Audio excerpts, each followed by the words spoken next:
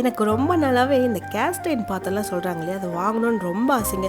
ஆனால் ரேட்டெல்லாம் வெப்சைட்டில் செக் பண்ணா எக்கச்சக்க ரேட்டில் இருக்குது. ஆனால் இந்த டைமில் இண்டஸ் வேலியில் இந்த காஸ்ட் அயர்னுக்கு ஏதோ ஆஃபர்ஸ் இருக்குன்னு நான் இன்ஸ்டாகிராம் பேஜில் பார்த்தேங்க. சரின்னு போய் செக் பண்ணி பார்த்தா எப்பயும் இருக்கிற ரேட் விட இப்போ ரொம்பவே கம்மியாக இருந்து, சரி அதனால் ஒரு சில பாத்திரம்லாம் வாங்கியிருக்கேன். அது என்னன்றது நான் உங்களுக்கு இன்றைக்கி ஷேர் பண்ணிக்கிறேன். நான் இப்போ ஓப்பன் பண்ண பாக்ஸ் வந்துட்டு ஒரு காம்போ பேக் தான். இதில் வந்து 3 ப்ராடக்ட் இருக்குது. வித் ஃப்ரீ வந்துட்டு அந்த உட்டன் சாப்பர் போர்டு ஒன்று ஃப்ரீயாக கொடுத்தாங்க. இது வந்துட்டு ஸ்மூத் அயர்ன் கடை. இது உள்ளே வந்து நல்லா ஷைனிங்காக இருக்கும். மற்ற இந்த காஸ்ட் அயர்ன்லாம் பார்த்தீங்கன்னா இங்கே பின்னாடி பாருங்கள் எப்படி இருக்குது, அப்படியே ஒரு மாதிரி சொரன்னு அந்த மாதிரி இருக்காது, நல்லா ஷைனிங்காக இருக்கும். இது வந்து 26 சென்டிமீட்டர் டயாமீட்டரு. இது வெயிட் பார்த்தீங்கன்னா 2.25 கிலோ. இது நம்ம வாங்குறது ஒரு பக்கம் இருந்தாலுமே இதை கரெக்டாக மெயின்டைன் பண்ணுங்க. நம்ம கரெக்டாக மெயின்டைன் பண்ணிட்டோம்னா இது பல வருஷத்துக்கு அப்படியே இருக்கும். அடுத்து இது கூட வந்து இன்னொரு ப்ராடக்ட் பார்த்தீங்கன்னா இது பேர் வந்து ஸ்கில்லட்னு சொல்லுவாங்க. இதோட வெயிட் வந்துட்டு 2.5 கிலோ. ஒரு கை பிடிச்சி தூக்கவே முடியல, சிங்கிள் ஹேண்டு நல்லா வெயிட்டாகவே இருந்தது. நம்ம இதெல்லாம் தனித்தனியாக வாங்கலான்னு பார்த்து வெப்சைட்டில் செக் பண்ணி பார்த்தா ஒன்னோட ப்ரைஸ் மட்டுமே 2000 வருது. நானும் இதுக்கு முன்னாடி 2-3 இரும்பு பாத்திரம்லாம் வச்சுருக்கேன். ஆனால் நான் வாங்கினது வந்து பல்லாரம் சந்தையில். அது வந்துட்டு கொஞ்சம் வெயிட்லெஸ்ஸாக தான் இருக்கும், டக்குன்னு தீஞ்சிரும், ரொம்ப தீ அதிகமாக வரும். அந்த மாதிரி வெயிட்லெஸ்ஸாக இருக்க இரும்பில் சமைக்கிறதுக்கு ரொம்ப லேட் ஆகும். ஏன்னா நம்ம மீடியம் ஃப்ளேம்லேயே வச்சு சமைச்சிட்டு இருக்கணும். அப்புறம் இது கூட வந்து இன்னொரு ப்ராடக்ட் வந்து இந்த தோசை தவா 11 இன்ச். இது எல்லாமே சீசனிங் பண்ணதுங்க. நம்ம வந்துட்டு இப்போ கடாயாக இருந்தால் பிரச்சனை இல்லை, அதே மாதிரி பேனாக இருந்தாலும் நமக்கு பிரச்சனை கிடையாது. ஆனால் தோசை தவா இருந்தால் சீசனிங் பண்ணலைன்னா நமக்கு ரொம்ப கடுப்பாயிடும். அது நம்மளே சீசன் பண்ணணும்னு நினச்சினா அது கண்டிப்பாக ஒரு 5-6 நாளைக்கு மேலே நமக்கு இழுத்துரும்.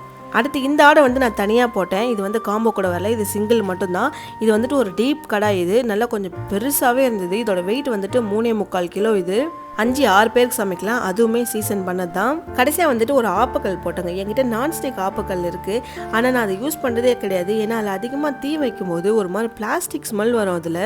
இதுக்கே அது பிராண்டட் தான். நான் 600 கொடுத்து வாங்கினேன். ஆனால் இந்த காஸ்ட் அயர்னில் பார்த்தீங்கன்னா எனக்கு 460 தான். இது இந்த டீப் கடை நான் ஓப்பன் பண்ணும்போது உங்கள்கிட்ட காமிச்சல. இதுக்கு வந்து ஹேண்டல்லாம் தனியாக கிடையாது, எல்லாமே சேர்த்து காஸ்ட் பண்ணது தான் இது. இந்த கடை வந்துட்டு சீசனிங் பண்ணது தான். ஆனால் வந்துட்டு நம்ம இதை ஒழுங்காக க்ளீன் பண்ணோம். நான் அதை க்ளீன் பண்ணுறதை கடைசியில் உங்களுக்கு காமிக்கிறேன். இந்த ஆப்பக்கல்மே சீசன் பண்ணது தான். பட் ஆனால் இதில் வந்து சில டேமேஜ்லாம் இருக்குது.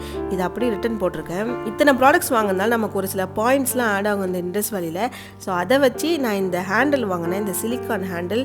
இதோட எம்ஆர்பி பார்த்தீங்கன்னா 500 போட்டிருக்காங்க. பட் நான் வாங்கினது 135க்கு. நான் ஸ்கில்லட்னு ஒன்று காமிச்சேன், அதுக்கு வந்து இது கரெக்டாக பர்ஃபெக்ட் மேட்சாக இருக்குது.